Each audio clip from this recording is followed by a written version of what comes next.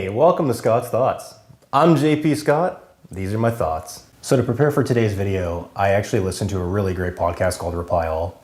I'm the type of person who goes through a lot of podcasts. I'll listen to a few for a few episodes and never get back to it, but something about this podcast keeps me coming back.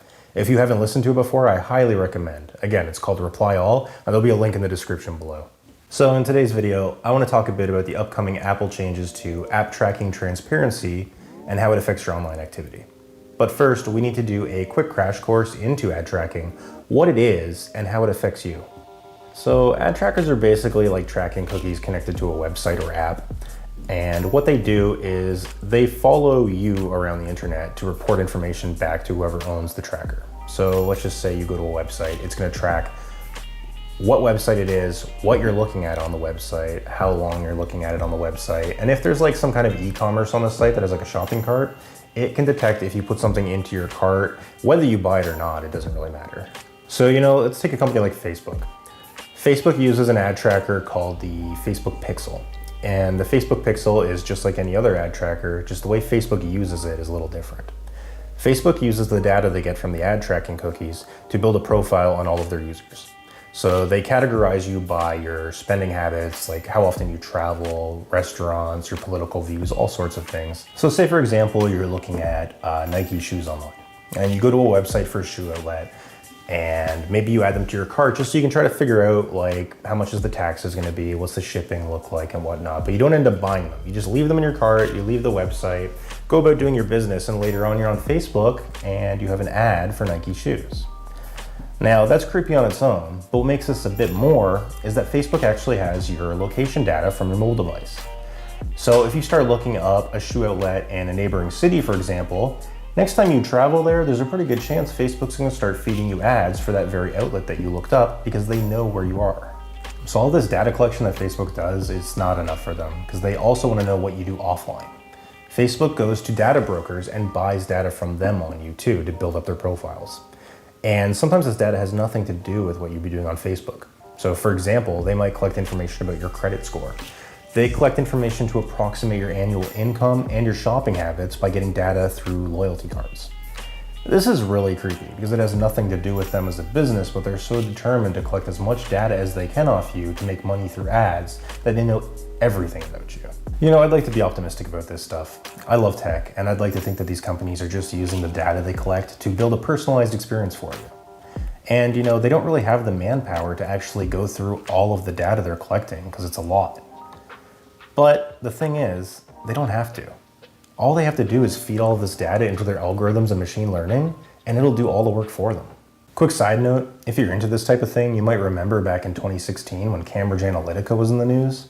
The company was harvesting massive amounts of data and profiling people, kind of like how Facebook does, and they were selling the profiles to the highest bidder so that they could target people with political ads to sway public opinion.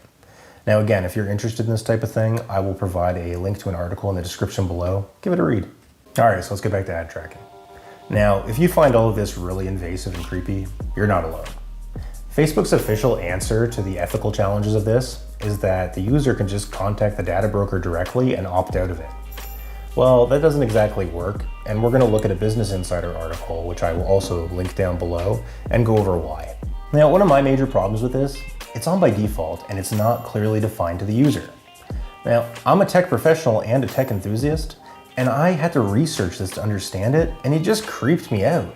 According to the Business Insider article, opting out isn't even easy. They actually tried to contact several of the data brokers associated with Facebook. The data brokers typically wanted a written request with a copy of photo government ID, and oftentimes even the last 4 digits of your social security number. And if that doesn't sound like it's enough of a hassle, Facebook doesn't even always use the same data brokers. So if you were someone who actually wanted to use Facebook but also wanted your data purged, you would be constantly chasing after them and sending all of your information all over the country in the mail. So hopefully this didn't scare you off the internet. And if it did, I'm sorry. Let's start talking about what Apple is doing to combat this. So earlier this year at the Worldwide Developer Conference, Apple announced how they're going to be handling your privacy and data collection going forward. Apple calls it the ATT, or App Tracking Transparency Framework. Basically what it is they're going to process as much of your data on device as possible and bring the choice of who can collect your data back into your hands. So Apple's trying to accomplish this with 4 major changes. Number 1, they're giving you control over what location data is shared. So instead of choosing to give someone precise location data exactly where you are, you can now give them an approximate roughly where you are. So number 2, as of iOS 14, you will now be given a recording indicator in the top right of your screen if something's accessing your camera. You may remember back in the beta of this, it was reported that Instagram was actually caught accessing people's cameras without their permission. So number 3, Apple will now require apps to get permission from the user if they attempt to use ad tracking cookies to track your movements online. And number 4, Apple is now going to require nutrition-style labels to be listed on the App Store page. This is going to provide transparency for the end user to know exactly what they're getting into before they download the app. And to the surprise of absolutely no one, Facebook is quite upset about the upcoming changes. Reportedly, Facebook could lose up to 40% of their ad revenue. Yeah, Apple's not going to back down though. Following the criticism, they announced that they will delay the changes just long enough to give companies time to prepare, but they're going forward with it. On December 8th, all of the app nutrition labels will be required on the App Store, with the rest of the changes to follow in early 2021. You know, as creepy as ad tracking is, it's not illegal and it's not well regulated. So when you see a private company like Apple actually take a strong stance like this, it's kind of inspiring. You know, I've been an Android user since, 2014, and after researching this, I kind of want an iPhone. So that wraps it up for this video. Thank you so much for watching. This is a real passion project of mine, so if you enjoyed it, please like and subscribe. And take care of yourself, wear a mask, and I'll see you in the next video.